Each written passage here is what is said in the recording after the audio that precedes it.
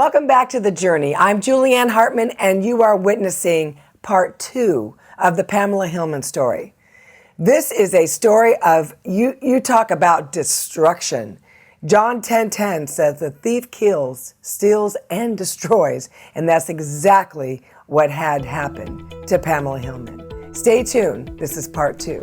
Well, we are back for part 2 of the Pamela Hillman story, and this is pretty amazing because Pamela, first of all, I'm just thankful that you are so candid about everything because, there are some things that people just don't want other people to know about their personal life. And so, girl, you're an open book, and that is just great because that's the only way that, people are going to learn from you is to tell all the details and not just, kind of go on the surface, scratching the surface. We want to go deep. So where did we leave off? Well, I definitely am transparent, and I know that my story is now his story and history. So it's going to help people. So it's important to be transparent in your story because you just don't know who needs to hear the hope in it. So one thing that where we left off was I was married and had the baby, but I want to go back to a very miraculous thing that happened to me at 17, actually 16, just before I met the man that I married the second time. Dennis. Mm-hmm. Okay. So I'm 16, and this was after the Buster deal, and I come back to Atlanta, and one of our friends, our biker friends, asked me if I needed a place and to move in with him and his daughter. His daughter was my age. So wait, hold on. That was interesting, believe me. So a guy that you're seeing, his daughter is your age. Okay. Yeah. It was a unusual situation, believe me. So he dealt lots of drugs. He built lots of cars. I was really into the fast cars, and I really still am. I love racing, but I'm not as much as I used to be. But I don't watch it or any of that. But I like to drive it. No. Anyway, so he helped me build a car, and it was my first real car, and it was a race car. And it was amazing. It had 3 deuces on it, and I'm sure nobody knows what that is. But anyway, it was amazing. So anyway, he and I got in an argument this particular day, and we're having a party that night. And I'm sure the argument had to do with the party. But so the night of the party, there are a lot of people there. I'm sitting in the living room on a chair, and he's on the other side of the wall, which is the kitchen. And I didn't know this, but he pulled his sawed-off shotgun out and was showing people. Well, it went off, and it was aimed at the wall. It actually went through the wall to me. And some people say they think that it was intentional because of the argument, because we were still arguing and people, but I don't know. We don't know that for sure. But it made a circle around me. The bullets hit the chair that I was sitting in, and it made a circle, and there were bullet holes in the chair, on the top of the chair. The picture above my head shattered, and the vibration of it was so intense on the chair that I thought I was hit. And everybody thought I was hit because, it shook. It was intense. So I stood up, and people are running over. Are you okay? Where did you get hit? And we're feeling all over my body to see where I'm hit. Not one bullet hit me. Wow. And I started crying. I said, there was an angel in front of me. I know my grandmother's praying for me. I knew it. You couldn't tell me anything different. And I just said, I got to go. And I left. I came back later and got my clothes, but and then I meet Dennis, excuse me. Okay. So, wow. Hey, I have a question for you. Sure. Did you want to get out of doing all the drugs and the alcohol? Mm. Did you really desire that daily, or or did you? I didn't know anything different. I Mm, don't know if I desired that because I mean, I actually went to school and still did well in school. I won't say well. I did ABCs, right. um, but I don't know that I knew anything different. Did you have? I wanted it. Yes, I did Right. want it because my grandmother continually said, "You lay down with dogs, you're going to get up with the fleas. You don't need to be around that guy. You you don't need to be around. You don't need to be using drugs. You don't need to be drinking." I mean, she was constantly just instilling the word, Right. anything and everything. So I knew there was another better world. I loved going to my grandmother's 100-acre farm because I had horses. I loved riding and still do. And that was my sanctuary. That was where I had peace and I was clean. Praise God for your grandma, that Oh, that telling you. didn't dare to say something to you. Because a lot of times, as adults, we're like, well, they're going to be turned off. They're not going to want to hang out or come around me if I say anything. But thank God for her that she didn't give up.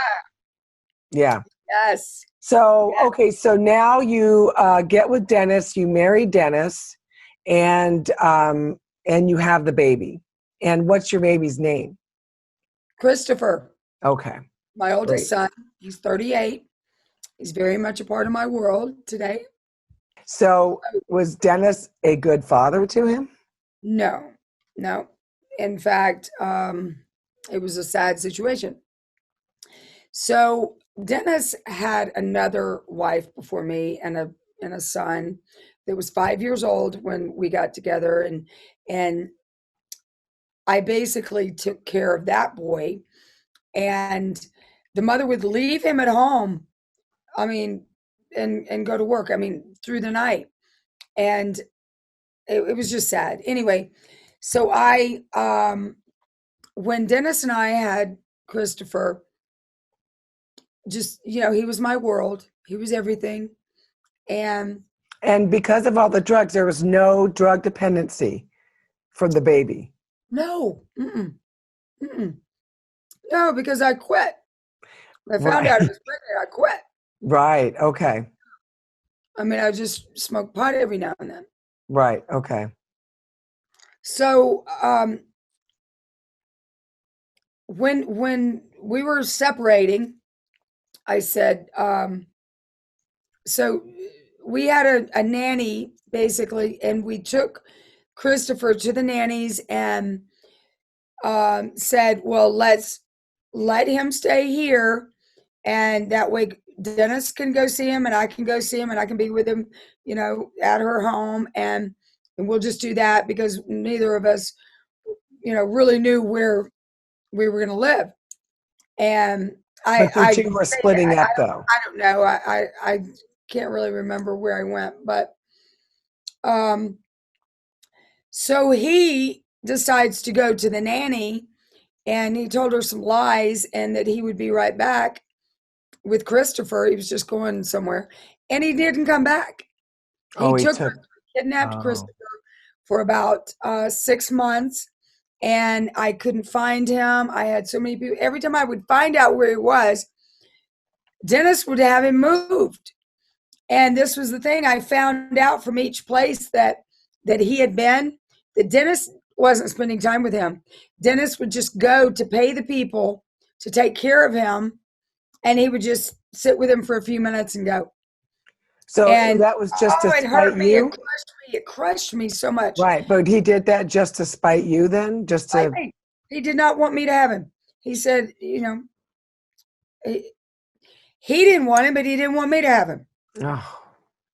But so the next thing was I'm living with a dealer and a couple that are dealers, and they've let me stay there Well, I have a pit bull, I have a Yorkie, and they're kind of my world right now, but I'm still searching for Christopher. And I'm on my way to Bose, the godfather that gives Right. me all kinds The of drugs. Godfather. Yep. Gives me all kinds of drugs and money, lots of money. I was in his car. He gave me his car, his Cadillac. And anyway, so I'm on my way to his house, 10th Street, Atlanta. And there's a Mercedes that's going, we're in this Braves traffic, some traffic, and going back and forth on the highway, and we're looking at each other, we're flirting, and he's waving, and I'm waving, and I kind of point, I'm getting off here by, and he follows me off the exit. You got to remember now, I'm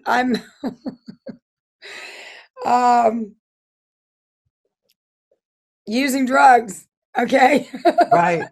I'm going to use Bo's that giving as you my excuse.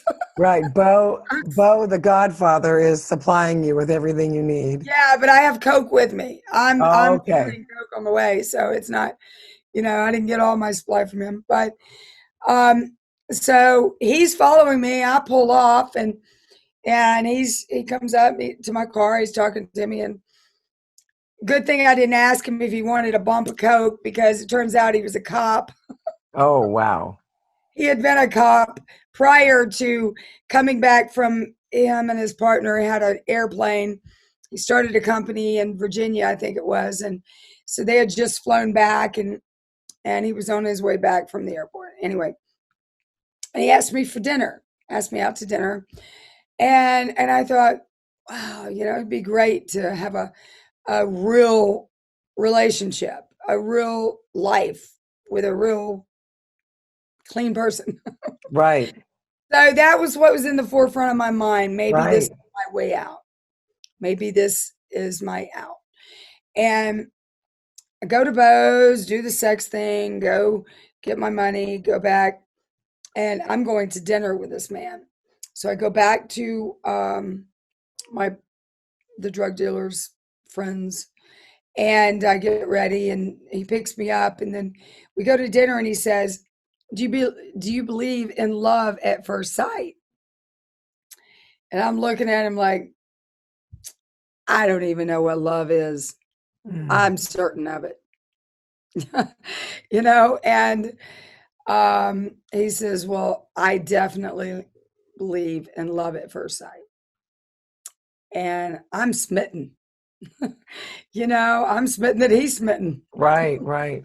So, and he's clean and he doesn't drink. And I'm just like, wow, maybe this is my way up. So I tell him about my son, that I can't find him. And he says, well, I used to be a cop, so I know all the private investigators, and, we'll get your son. We'll find your son. So, man, has he won my heart now. Oh, wow. And then he says, I tell him, the situation that I'm in, I'm really not in a good place. I don't really want to be there. I say they use drugs. I don't tell him that they're dealing drugs. Right. But he said, well, I think you need to just come stay with me. And, I think so too. So he takes me back to get my clothes and my 2 dogs. So we're in this convertible Mercedes 450 SEL. Okay. It's a small one. And, got as much as we could that trip, but got my dogs. That was the most important thing. So he welcomed my dogs too. Wow. So we move in, but I'm still not finished with that life. I'm still leaving and going to Bose. I'm still partying. I'm still. Now, what draws you back to that life when you're seeing now somebody that you what? I'm addicted. Oh, okay. Yeah. I mean, it's this is what the Lord showed me in a toilet paper roll. Actually, this is later in my life that he showed me this. If he would have shown me that then, that would have been awesome, because I could have probably bypassed a lot of bad years. But anyway, his timing's perfect. I don't regret it, any of it. So in a toilet paper roll, we have the center hole, right? That is our spirit man. We ask Jesus to come in. He fills up that area, but we still have the white of this toilet paper. We still have our mind, our emotions, our will, and our decisions that we make. Well, my decisions all my life have been wrong. I've had so much trauma. It's in the white of that toilet paper, the shame, the guilt, all this rejection and abandonment and all this garbage is in the white of the toilet paper. I've got Jesus. I've got Jesus in the center. What am I doing with all this white? I got to tear it off myself. But you don't know how to tear those things off until you get in the Word. So you fill up the center with the Word, reading the Word, hearing the Word, going to classes, workshops, as much as you can to fill up that area. And then it increases and those sheets fall off. So your spirit and your soul actually become one, and you're walking in the spirit and not the flesh. Right. And not in your soul. So that's what the Lord showed me later in life. So, but, yeah. So now you just were addicted. So you would play house as that everything was okay. And then, but you'd still go to. It wasn't okay. He knew I needed help. I knew I needed help, but I wasn't ready for help. And, I had attorney friends that would have happy hour, and we'd go to me and the girls, all the girls would go to his place every Friday. I had a job at Alan's Camera, and it was, it turns out that Alan became a sugar daddy. And it was just, this was the thing that hurt me in that relationship. Was my ex he turned out to be my ex. We got married, but. So what is his name now? The cop, His name's Jeff. Okay. So you and Jeff eventually got married? Yes. But, he didn't mind that I was working late with Alan and going in the dark room, and I got paid $400 extra. I mean, you got to know he's not just going to pay $400 for 2 hours in the dark room. Right. I mean, so, I thought he's got to know. He just cares about the money. Doesn't care about me. Right. But he did. That man loved me so much. We're still friends today, by the way. But so to get past that scene there, so I did eventually marry him, but before, okay, wait, we're not married yet. Okay. So I'm still in the drug world and coming back, and just this back and forth thing. We have Chris by now. We found Chris. The courts gave me Chris, and he's kind of adopted Chris. But I'm still pulled. To this lifestyle. And so I have friends that have these limo companies, and anytime Jeff would take my keys and wouldn't let me go because I was drunk or high, when we would get in an argument, and it's almost like I look back now, I started so many arguments just so that I'd have an excuse to leave, to go party, go out to the clubs. And that was just part of my cycle. And it's so sad, but now I can use it for counseling because I'm a counselor now. Yes. Yeah. So I can recognize it. It's based on that core belief. So I left. I actually left and took Chris, got in my own apartment, and he still, wanted me, wanted to date, didn't want to. You and Jeff. Yeah. But I was dating this other guy, David, And both his parents were doctors, and he was a great guy, but he used drugs. And so we were using, and Chris is there. He's not there watching, but he's in my life. And I get pregnant, and I'm not going to have another child because I'm not even being a good mother with my child. So why am I going to have another child? So I'm going to abort. And I go to have the abortion, and they tell me how many weeks I was. I don't remember, but I said, I want to see a picture of the baby. They said, no, it's not a baby, it's a fetus. I said, okay, I want to see a picture of the fetus. And when I did, I said, how can you say that's not a baby? It has hands, it has feet. That is a baby. I said, no, I'm not doing this. I'm not aborting. And I was so far along that it would have cost $1,000 versus $200 for a regular abortion. So, and I didn't really know I was pregnant, so I was still using, but I quit right then. And so how far along were you? I was about 4.5 months. Okay. Yeah. And, those are the things that I regret. Those are, but so fast forward up to, this is the time that I said, I don't know what to do. Jeff was still coming around, still wanting me. And I said, I'm pregnant. And, he said, well, I don't think I can have children. And I want you back. I want you, and I'll accept the child as mine. And I was just like, wow, wow, what a man. And so I planned that. And then as I'm praying and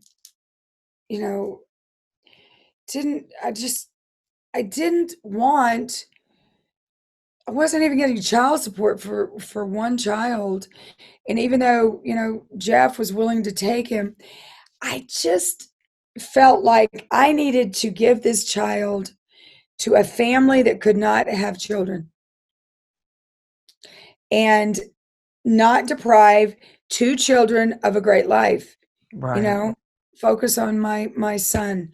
So I did. I found an attorney who helped me choose from three couples, and one of them was a Jewish family in Chicago, and they have a chain of hardware stores. And I chose them, even though I was Christian. I just felt like they're the ones. So I did. And later I actually got to see a picture of him 5 years old playing in the schoolyard in this little blue suit. He was great. But this is what happened when I had him. They told me, do not go to the nursery, do not look, do not pick him up. Don't get that bond because you have a month that you can change your mind and, take him. And I said, okay, I won't. And it was just eating at me. I have to go say goodbye to him. I have to explain to him why I'm doing this. This is for his good, for a new life. So I did that. I went down to the nursery. I'm crying. I'm looking at him. He's 8 pounds, 10 ounces, full black head of hair, beautiful baby, rolls of fat. And I just start telling him, I love you so much. I want the best life for you. I'm going to give you to a wonderful family. They're going to love you. And he smiled at me. He smiled.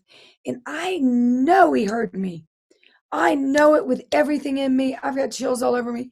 You couldn't tell me anything different. And he's with a good family. And he's, I guess, 35.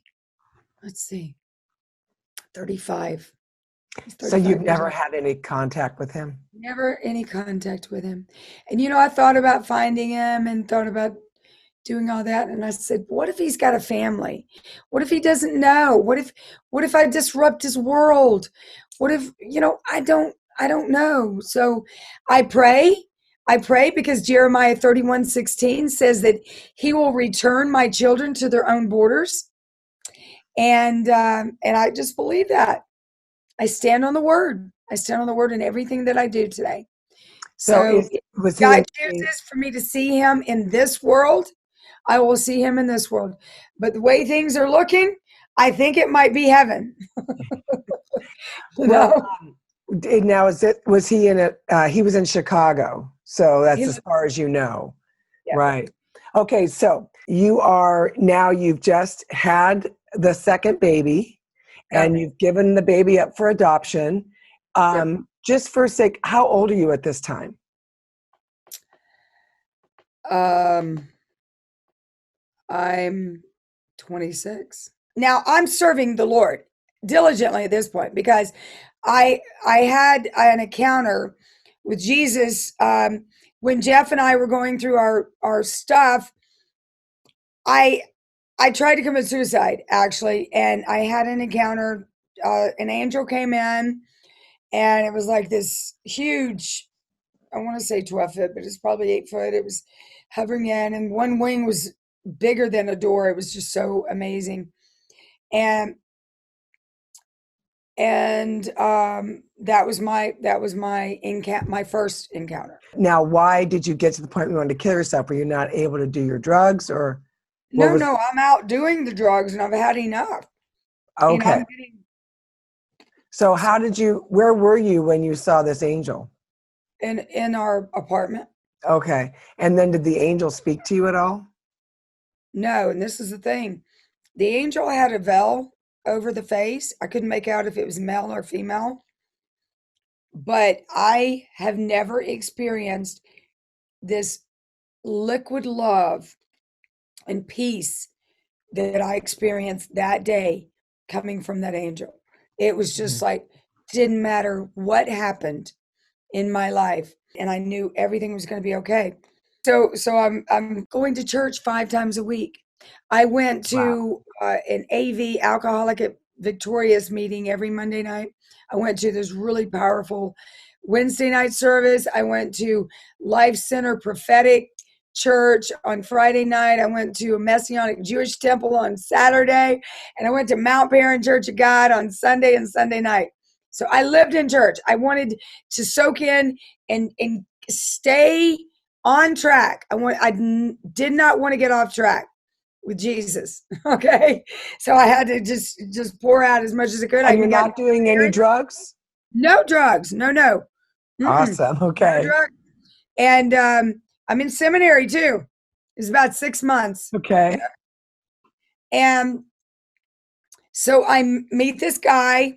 I'm doing a photo shoot. Our eyes lock. We meet. We go to dinner that night.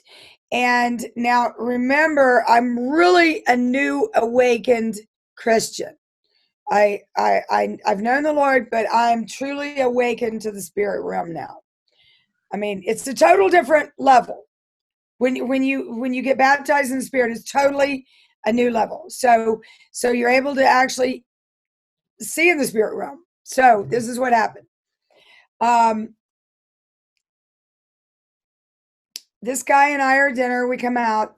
We're sitting in my car talking, and I always carry fruit with me. I mean, even today, I carry a bag of fruit. I reach down, I grab an apple, I take a bite of it, and I say, "Do you want a bite?"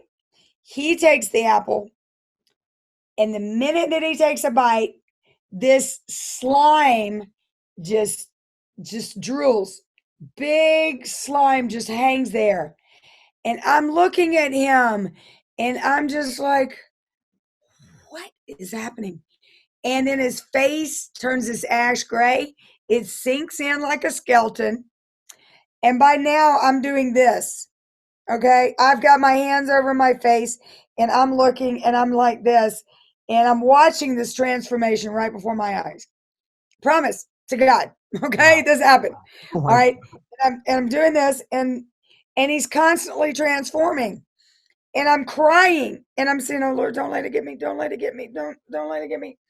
And then I hear, "Are you okay?" with this deep evil voice.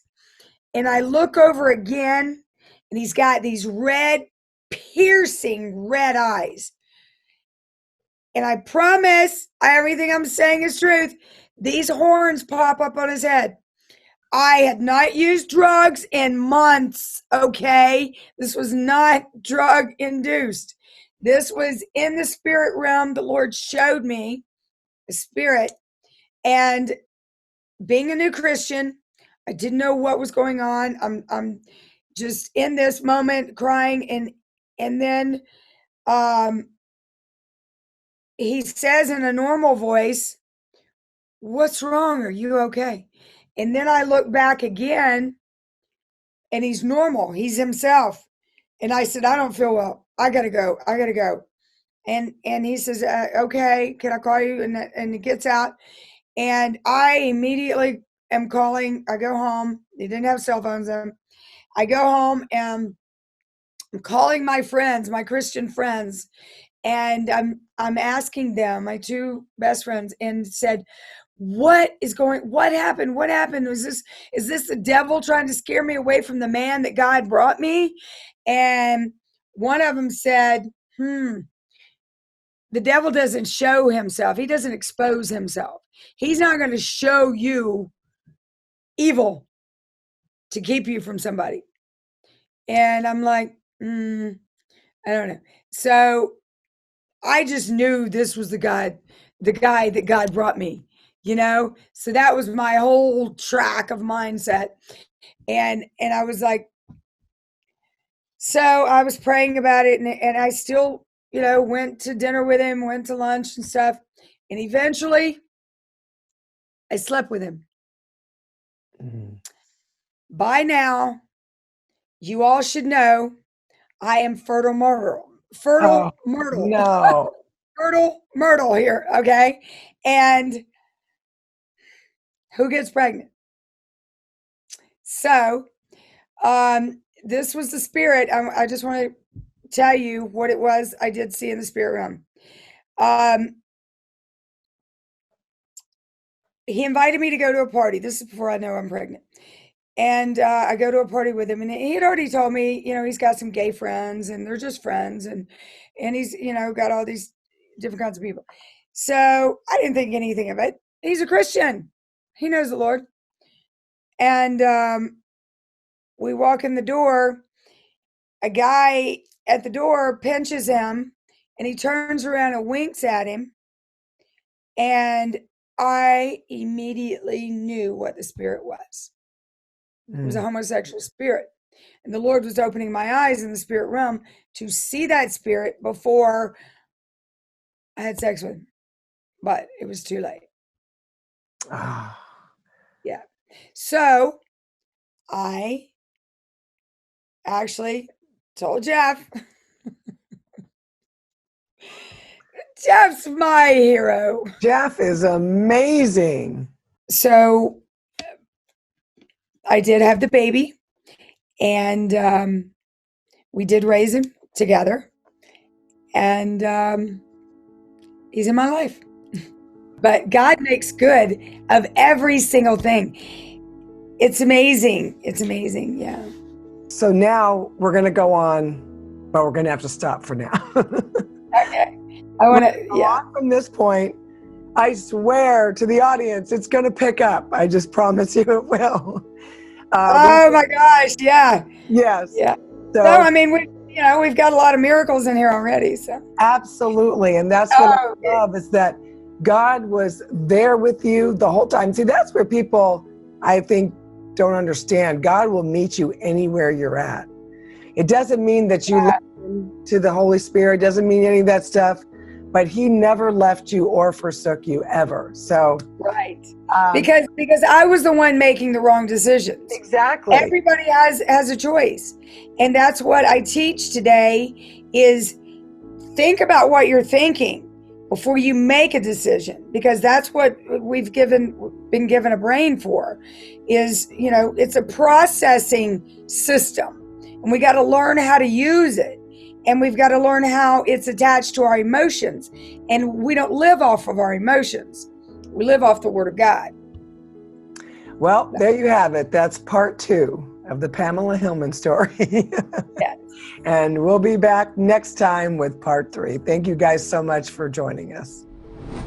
Well, are you as blown away as I am? Man, this story just goes on and on and on. And when you think it's getting to be the redemption part, it just goes down into this black hole again.